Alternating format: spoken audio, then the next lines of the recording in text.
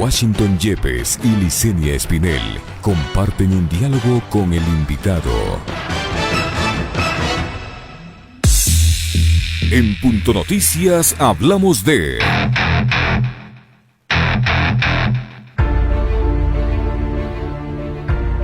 Luego de la sesión del Comité de Operación de Emergencias Nacional, se establecieron los nuevos parámetros en los que se enmarcará la semaforización desde el 1 de junio de 2020, cuando el Ecuador cumplirá 77 días de aislamiento por la pandemia del COVID-19. La ministra de Gobierno, María Paula Romo, indicó que tras 11 semanas de medidas de aislamiento para contener el impacto del coronavirus, el COE decidió aplicar nuevas medidas para los semáforos rojo, amarillo y verde. En este marco, uno de los pedidos que el municipio de Quito planteó al COE para poder pasar al semáforo amarillo el próximo miércoles 3 de junio fue que la medida del toque de queda rija de 18 horas a 5 de la mañana. Sin embargo, Romo indicó que no es conveniente. A su criterio, lo conveniente para una ciudad grande que entra en color amarillo es tener más horas de funcionamiento, por lo que desde el próximo 3 de junio, Quito deberá cumplir un toque de queda desde las 21 horas a las 5 de la mañana del día siguiente. Las personas que violen esta medida deberán pagar una multa de $100.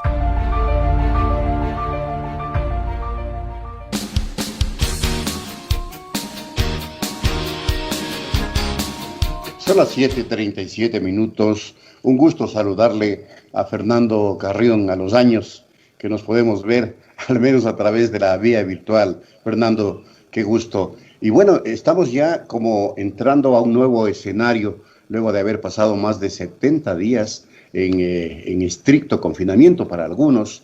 Otros no han podido permanecer en ese estricto confinamiento, como sabemos. Pese a todo, la necesidad de trabajo ha obligado y ha tirado a la gente a las calles, y eso es verdad.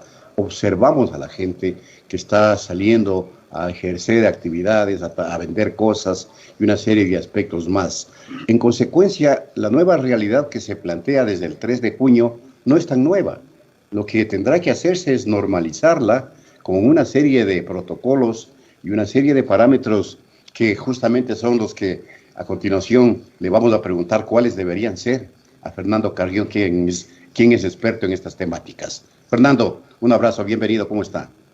Buenos días, un saludo cordial a ustedes. Sí, hace tiempos que no nos veíamos, aunque sea por medio de estas nuevas tecnologías, que veo que tiene una resolución muy, muy buena y que sí nos ayuda para este tipo de cosas. Así que muchísimas gracias por la invitación.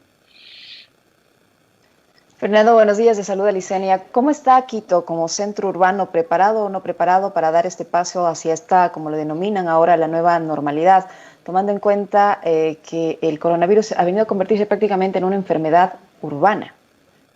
Sí, yo sostengo eso, que el coronavirus es fundamentalmente una enfermedad urbana porque se transmite de persona a persona y la ciudad es el espacio fundamental de la interacción social. Y hoy día, por lo menos en América Latina, el 84% de la población vive en ciudades. Entonces esto hace que efectivamente sea una enfermedad urbana, que no solo es por el contagio que sufren las personas, sino también por el contagio que sufre la propia ciudad por las políticas que se están planteando. La OMS ha planteado a nivel mundial prácticamente políticas únicas, universales, generales y homogéneas para realidades muy distintas. Y aquí pongo un dato que vale la pena conocer, que no es un dato mío, sino de UNICEF, es decir, de Naciones Unidas mismo. UNICEF dice que en el mundo solo el 40% de la población no puede acceder al agua potable para lavarse las manos con agua y con jabón. Eso significan 3.500 millones de personas que no tienen acceso a eso. Entonces, creo que uno de los grandes problemas que nosotros tenemos es plantear políticas homogéneas para realidades terriblemente desiguales. Y claro, esta situación se refleja, Fernando, en varias ciudades del país. Y no tiene que ver solo con el agua potable, sino con otros servicios básicos como es alcantarillado, recolección de desechos sólidos y una serie de aspectos más, contaminación inclusive, que deberían ser enfrentados desde otra óptica luego de la pandemia, es decir, post-pandemia, o debe radicalizarse qué tipo de medidas. No, yo creo que esto tiene que ir focalizándose para tratar políticas en los territorios de una manera distinta. El problema que tiene el Ecuador es que ha tenido una política de datos, de información, de test, etcétera, bastante errática. Y entonces la georreferenciación de esa información no nos permite llegar incluso a niveles de barrio. Les doy algunos datos. En términos de provincias, hay 4 provincias que tienen el 87% del nivel de contagios. Y eso significa que 20 provincias tienen solo el 13%.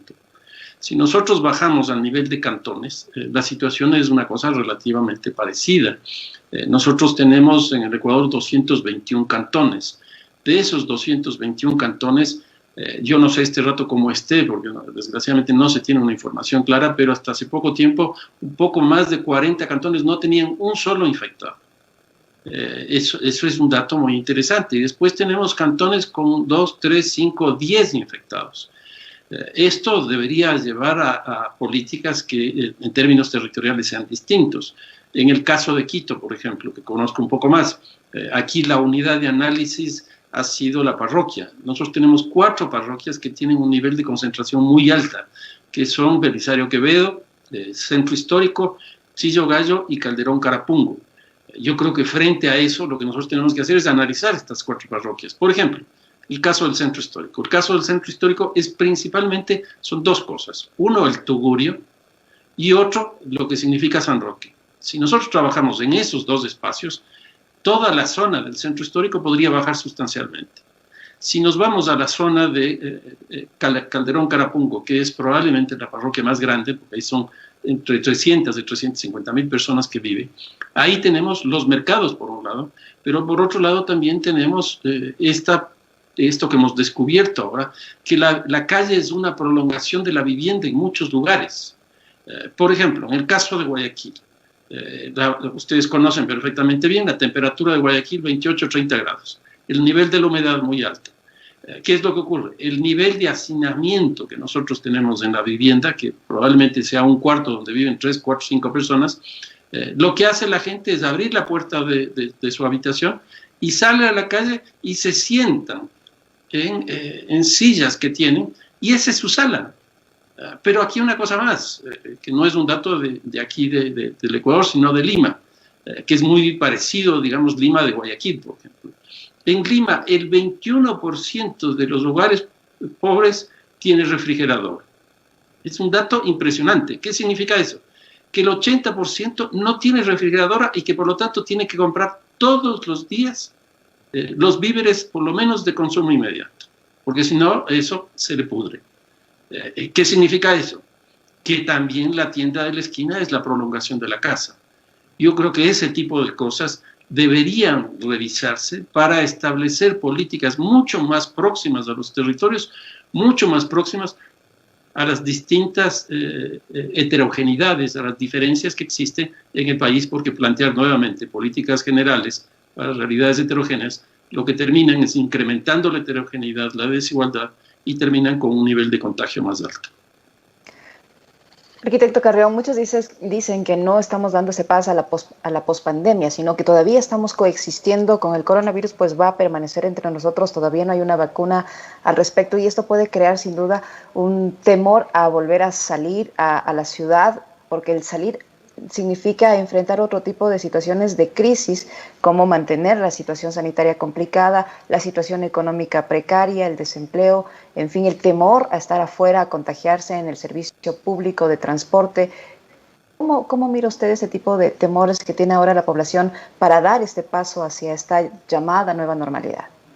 A ver, un par de cosas. La primera, esta cuestión de que hasta que no salga la vacuna no va a cambiar nada. Cuando nosotros vemos el caso de China, que fue el origen de esto, no hay vacuna, pero en China ya no tenemos un caso. Es decir, hay muchas cosas que se pueden hacer y no solo esperar nuevamente en la puerta de la casa que llegue la vacuna. Sí se pueden hacer cosas y con resultados importantes. La segunda cosa, yo creo que se están haciendo ya muchas cosas en la perspectiva de esta nueva realidad que va a aparecer.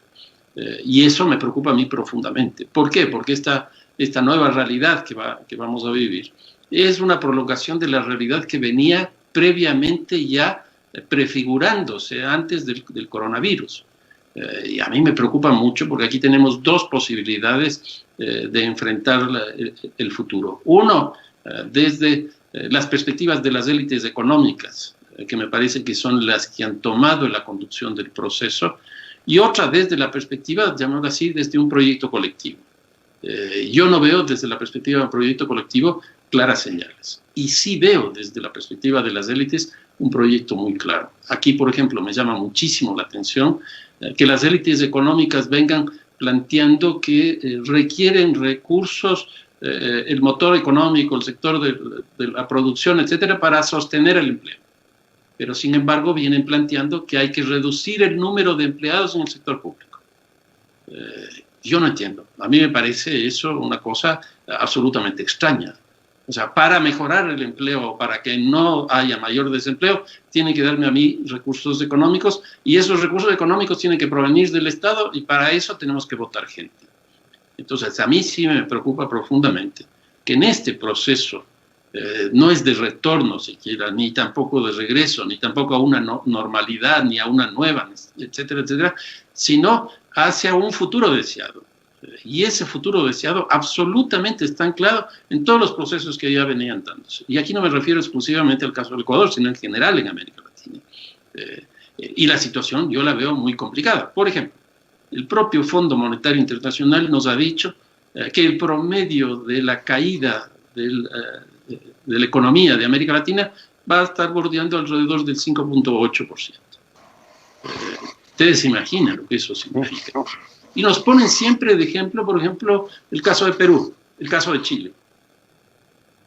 Vean esas economías cómo están ahora. Vean el Perú es el segundo país de América Latina más golpeado este rato por el coronavirus, pero tiene una economía sana. ¿Qué significa eso? Chile es el cuarto país, el tercer país de América Latina más golpeado, pero tiene una economía sana.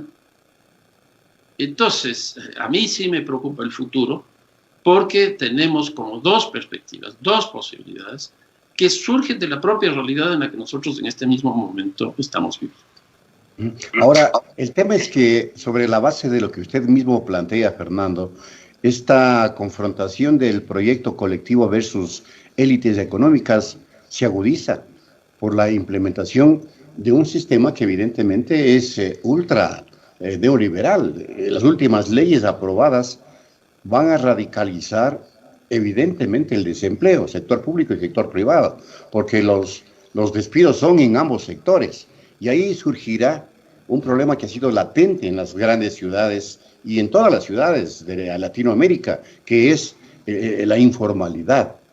Y actualmente, ¿acaso ese va a ser uno de los más grandes problemas que tendrá que enfrentar Quito cuando se comience a cambiar de semáforo a amarillo y luego a verde? Porque la gente en el desempleo, ¿qué va a hacer? Lanzarse a las calles, a tratar de vender lo que sea.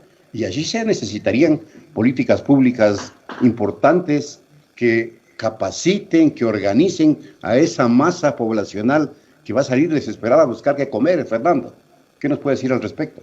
A ver, yo creo que aquí hay una cosa interesante, el mensaje que ha dado el municipio de Quito.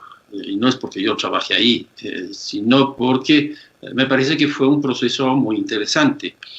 ¿Qué es lo que hizo el alcalde? Le juntó al grupo de médicos, científicos, rectores de universidades con las élites económicas de Quito. Mientras las élites planteaban el regreso ya, los médicos y este grupo básicamente lo que planteaban es el regreso el 17 de junio. Se sentaron y llegaron a un consenso. Que no se abra ya, sino que se abra el 3 de junio.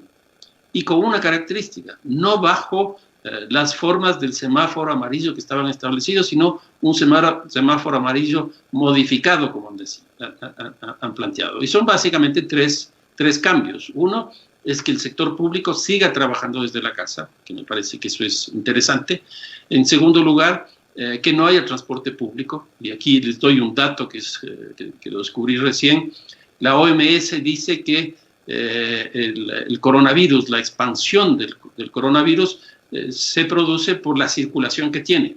En primer lugar, por el carácter importado, es decir, que viene de afuera. ¿Cómo viene de afuera? Viene en avión. es decir, en un medio de transporte. Llega a la ciudad y ahí se traslada en el transporte colectivo. ¿Y qué es lo que dice aquí? El 62.8% de los contagios se hacen en el transporte colectivo. 62.8%. Impresionante. Pero bueno, regreso a lo otro. Entonces llegan a un acuerdo, llegan a un consenso ahí para esta cuestión modificada. Luego, ¿qué es lo que hace el alcalde? Va al Consejo Municipal, presenta la propuesta, hay un debate largo, intenso, y el alcalde recibe el apoyo. Es decir, hay un consenso político. Y no se queda ahí. Con ese acuerdo de este grupo inicial del Consejo Municipal, el alcalde va al COE Metropolitano. Y ahí plantea eso, y es aprobado. Y ahí aparece esta idea del amarillo modificado, que ahora el gobierno ya está planteando también una modificación, que incluso aquí habría que ver. En algunos países del mundo tenemos 4 niveles, no 3 como tenemos aquí. En España, por ejemplo, es 1, 2, 3, 4. Pero en otros lugares es amarillo, naranja, rojo, naranja, amarillo y verde. Es decir, 4 niveles también. En otras palabras, da la impresión que es mucho mejor tener 4 que tener 3, para que sea una cosa un poco más paulatina y sea una cosa bastante más selectiva. Entonces, a mí me parece que lo que ha hecho el alcalde es construir un consenso alrededor de esta nueva salida a esta realidad que se viene. Ahora, esta realidad que se viene va a ser una realidad muy compleja. ¿Por qué? Porque vamos a tener la confluencia de 3 tipos de crisis. Una crisis social. Simplemente 2 datos aquí. Uno, el nivel de desempleo. En el Ecuador se habla que nosotros vamos a tener un desempleo que puede ir de 500 a 750.000 personas que pierdan el empleo. O sea, dense cuenta lo que significa eso. Es la tercera parte de Quito que se quedaría sin empleo. Simplemente en proporciones, ¿no? Porque eso sería en todo el territorio. Y va a haber un incremento de la pobreza. Entonces, la crisis social va a ser muy fuerte, como de hecho ya la es. Lo segundo, lo que estábamos hablando, la crisis económica. La crisis económica, en el caso del Ecuador, se habla, también dato del Fondo Monetario Internacional, de una caída del PIB de 6.3%. Pues es una brutalidad. Nosotros no habíamos tenido ni siquiera en el cambio de ciclo, cuando se produjo la dolarización, una cosa de este tipo. La crisis fiscal es brutal. Se habla que el fisco va a perder entre 10 y 12 mil millones de dólares. Que eso es lo que ya estamos viviendo este rato, porque los municipios se financian principalmente las transferencias de gobierno. ¿Qué va a transferir el gobierno si no tiene recursos económicos? Ya vemos lo que está pasando con las universidades, ya vemos lo que está pasando con el seguro. El gobierno nacional no tiene recursos. Entonces nos vamos de eso a encontrar de forma inmediata. Y la tercera crisis, que yo no he visto ningún análisis en ese sentido, es la crisis política. A nivel mundial, y este es un dato muy interesante, hay 53 países del mundo, es decir, la cuarta parte del número de países reconocidos por las Naciones Unidas, que son 193, han diferido sus procesos electorales. Incluso, para que ustedes vean, el caso de los Estados Unidos tuvo que eliminar la fase final de las primarias en el Partido Demócrata. Pero nosotros tenemos diferidas de este rato en Chile, en Montevideo, en República Dominicana, en Bolivia, aquí se está discutiendo, etcétera, etcétera. Entonces, la crisis política es muy fuerte. Y aquí tenemos un problema muy grave. En general, en América Latina hay una crisis de representación política. Por ejemplo, el caso del Ecuador, nosotros tenemos más de 300 organizaciones políticas. O sea, el nivel de fragmentación política es brutal. Hace, 3, 4 meses dio yo una conferencia antes del COVID y yo les decía esto, era un grupo de alrededor de unas 200, 250 personas, y les decía, en el Ecuador hay más de 300 organizaciones políticas. Levanten la mano los que participen en alguna de esas organizaciones. Levantaron 3 o 4 personas la mano. ¿Por qué? Porque ni siquiera con esa cantidad de organizaciones o de operadores políticos uno se siente representado. Acaba de salir una encuesta, nosotros estamos ya en la fase preelectoral, o electoral si se quiere, solo hay una decisión del 11-12%. Y a esto hay que añadirle una polarización muy fuerte, que todo termina mediéndose a partir de esa polarización, que incluso pues, paraliza muchas cosas. En otras palabras, nuestra salida, nuestro regreso, nuestra presencia en el futuro, vamos a tener la coexistencia de estos tres tipos de crisis de forma simultánea. Arquitecto Carrión, usted no sé si asesoraba al alcalde Yunda, le ha tomado la decisión de dar este paso. El problema es que antes de cambiar de semáforo ya había una gran cantidad de personas que estaban irrespetando las normas dispuestas para prevenir el contagio del coronavirus en la ciudad. Y ahora con esta apertura, ¿no cree usted que eso es más peligroso aún? Porque los casos pueden incrementarse de forma masiva en la ciudad. Sí, yo creo que aquí ha habido problemas de mensaje. Me parece que no ha habido una claridad del mensaje. Luego, una política, como les decía, absolutamente homogénea para realidades heterogéneas, que hace que sea muy difícil cumplirla. Por ejemplo, esto del quédate en casa, cuando no tienes casa, cuando el déficit de vivienda es tan alta, cuando vemos que la prolongación de la vivienda es la calle, cuando vemos que la prolongación de la vivienda es la tienda de la esquina, eso hace que la gente tenga que salir. Por ejemplo, a nivel de América Latina, el 45% de la población de América Latina no tiene vivienda adecuada. Es decir, casi la mitad de la población no tiene vivienda adecuada. Y sin embargo, nosotros estamos diciendo quédate en casa. Una segunda cosa, el 55% de la población económicamente activa de América Latina trabaja en el sector informal, trabaja en la calle. Y le estamos diciendo que se quede en la casa. Ese sector que trabaja en la calle vive al día, no tiene ninguna capacidad de ahorro. Y nosotros le estamos diciendo quédate en la casa, deja de trabajar. Yo veo eso un grave problema. Entonces, lo que tenemos aquí, uno, es una realidad que es imposible de que sea cumplida con una decisión de ese tipo, porque el quédate en casa no puede hacerse porque no hay la casa. Y por otro lado, yo creo que sí, lo que se está provocando ya ahora es una especie de desobediencia civil ante mensajes cruzados de política pública. Nosotros no hemos logrado construir, por ejemplo, una vocería clara. Tenemos varios voceros y cambian. Unas veces es el presidente, otras veces es la ministra, otras veces es la persona que se encargaba de riesgos, otra es el secretario, etcétera, etcétera. Y cada uno con discursos que a mí me parecían incluso contradictorios. Cuando se plantea, por ejemplo, esta cuestión de el semáforo amarillo, sale la ministra de Gobierno un día después que se pegó una duplicación del número de contagios. El día domingo sale el presidente y dice que eso es una responsabilidad de los municipios. Eso fueron 2 días entre la ministra y el presidente.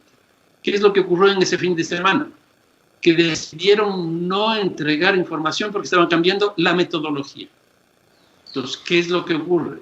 ¿Sobre qué base están tomando las decisiones? Lo que queda claro es que no es sobre la base de esa información. Y entonces eso obviamente genera problemas de mensajes cruzados. Ustedes trabajan permanentemente en esta cuestión de la comunicación y ustedes saben lo que significa mensaje, lo que significa medio y lo que significa receptor.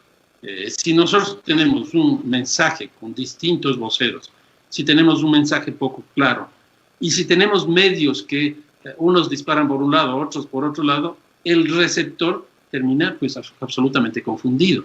En estos días yo he aprendido una palabra que me parece muy buena, que se llama infodemia. Es una palabra compuesta. Es una palabra compuesta. Demia, como ustedes saben, es pueblo. Y info es información. Entonces, la información del pueblo, este rato, está absolutamente entrecruzada. La gente ya no sabe cuál es noticia cierta, cuál es noticia falsa. Y eso está matizado por lo que decía hace un rato de la crisis política, de esta polarización. Entonces, todo eso está procesado a partir de eso. Y el receptor finalmente está, yo creo que de alguna manera, perdido frente a ese calidoscopio, digámoslo así, de información cruzada que está recibiendo. Lo que produce una crisis de confianza, una crisis de credibilidad, porque un manejo poco transparente de la información evidentemente genera ese tipo de crisis que debería ser superada. ¿Cómo, arquitecto Carrión? Porque a estas alturas del cotejo, cuando hay un régimen con un nivel bajísimo de credibilidad política, difícil recuperar la confianza. No sé si los voceros podrían ser más potentes desde los propios gobiernos locales. Bueno, a mí me pareció una medida interesante en esto de descentralizar, llamémoslo así, la toma de decisión final de la apertura, porque eso permitía, entre otras cosas, diferenciar la política. Ya no es una política general para todo el Ecuador, que vimos en el caso de provincias y vimos en el caso de cantones, que no es homogénea. Y entonces el hecho de entregar esa responsabilidad a los municipios, a los cantones, me parecía que eso podía ser interesante, porque ya no era una política general, única, etcétera, etcétera, sino que ya podía ser una política diferenciada. Ahora, ahí uno de los problemas grandes que nosotros tenemos es que muchos municipios están constituidos sobre la base de caudillos locales. Entonces, eso también es un problema. Pero bueno, me pareció buena la idea esa para asumir desde la heterogeneidad. Pero aquí, ¿qué es lo que ha pasado? Por un lado, el gobierno les está presionando a que los gobiernos abran, y públicamente, cuando eso podría hacerlo en espacios cerrados. Pero por otro lado, también los gobiernos locales están planteando exactamente lo mismo frente al gobierno nacional. Que el aeropuerto se abra, que el aeropuerto no se abra, que sea modificado, que no sea modificado, etcétera, etcétera. Pero me parece que esa flexibilidad es muy, muy importante. Y eso da la posibilidad, por primera vez, me parece, históricamente en estos 3 años, de establecer políticas consensuadas. El gobierno abrió una serie de diálogos para conversar y establecer acuerdos, pero este es el momento que puede hacerlo. Y puede ser un buen acuerdo local-nacional, que le beneficie al gobierno nacional y que le beneficie a los gobiernos locales. En otras palabras, que le beneficie a todo el Ecuador en una situación de crisis tan fuerte como la que estamos viviendo y que obviamente hay que encontrarle una salida colectiva. Arquitecto Carrión, desde su experiencia como urbanista, ¿usted cree que el espacio público de Quito está preparado para enfrentar esta nueva fase? Es muy difícil porque cuando uno le dice quédate en casa, el principal afectado es el espacio público. El espacio público se vació por eso. Pero nosotros estamos viendo, justamente por el análisis que hacíamos, que ese espacio público ya está recobrando su vitalidad, porque el espacio público es la ciudad. Y aquí viene una cosa muy interesante. Cuando yo les pregunto a ustedes dónde viven, ustedes me van a dar la dirección de su casa. El vivir está en la casa. Es muy interesante eso. No está en el espacio público. Pero la vida está en la ciudad, es decir, en el espacio público. Entonces, todo ese imaginario que hemos construido históricamente y de forma cultural de que se vive en la casa, pues hoy día nos han puesto en crisis. Yo creo que una de las cosas más interesantes es eso. ¿Por qué? Porque la vida no está solo en la casa, la vida está en el espacio público. Y aquí, claro, hay por lo menos dos cuestiones que me parecen importantes vinculadas a la ciudad. Uno es qué vamos a hacer con el transporte público. Si esto que les comentaba de la OMS, que el 62.8% de los contagios están en el transporte tiene que modificarse. Y aquí más o menos lo que se está planteando a nivel mundial es que haya una reducción del 30% del número de pasajeros por unidades. Esto tenemos que pasarlo, por ejemplo, al metro. El metro se va a inaugurar en este año. Ya no me atrevo a decir si es en octubre, noviembre o diciembre, pero espero que sea en este año. Nosotros, ¿qué es lo que veníamos pensando y trabajando? Que se incremente el número de pasajeros en el metro para que llegue por lo menos al 15%. Hoy día lo que tenemos que hacer es que se baje el 30% de esa capacidad. Ese es un golpe muy fuerte, porque eso nos va a significar que probablemente el contagio ya no esté dentro del bus. Pero ¿quién va a financiar ese 30% de los ingresos del transporte colectivo? O sea, aquí hay 2 opciones, y las 2 son muy complicadas. La una es subir tarifas, que yo le veo muy difícil, y la otra es subsidio. ¿Quién va a subsidiar si no hay recursos? Y si bien el contagio ya no está dentro de la unidad de transporte, va a estar el contagio fuera. Y aquí necesitamos mucha disciplina. La distancia, la mascarilla, etcétera, etcétera. Yo creo que va a ser muy complicado. Aquí yo lo que he venido sosteniendo es que este es el momento para cambiar los modos de transporte en Quito. Y eso tiene que ver principalmente con 2 cosas. Uno, la bicicleta, que en el caso de Quito no llega ni siquiera a trasladar el 1% de los pasajes. O sea, la bicicleta no existe. Entonces, este es el momento de darle existencia a la bicicleta. Y la segunda cosa es el transporte peatonal. Y aquí les doy una información que es muy interesante. En el caso de Quito, el transporte peatonal lo hace el 15% de pasajes. 15% de pasajes se hace peatonalmente. ¿Qué es lo que busca el metro? 15%. Mientras el transporte peatonal ya existe con 15%, en el metro queremos que también tenga el 15%. Al 15% del metro le hemos metido $2.000 millones. Al transporte peatonal, 0. Yo creo que aquí es el momento de invertir la pirámide, como hablan los técnicos de la movilidad. Que hoy día sea mucho más extendido el transporte en bicicleta, en scooters, en monopatín, etcétera, y peatonalmente. Pero para eso tiene que cambiar la estructura de la ciudad. No es suficiente hacer ciclorrutas o mejorar las veredas. Nosotros tenemos que crear, y esta es la gran tesis que yo estoy planteando, una ciudad del vecindario, una ciudad de barrios. ¿Para qué? Para que la distancia que uno tenga que movilizarse de la casa donde uno vive, a la escuela, al centro de salud, a la recreación, etcétera, etcétera, no sea más allá de 1 kilómetro. Y 1 kilómetro sí se puede uno mover caminando y uno sí se puede mover en bicicleta, en scooter, etcétera, etcétera. Eso ayudaría muchísimo a alivianar la densidad que tiene la ciudad, a acortar las distancias y generar un mayor y mejor desarrollo urbano. A mí me parece que eso es lo que nosotros debemos apostar a una ciudad del vecindario. Punto Noticias. Apasionados por las noticias.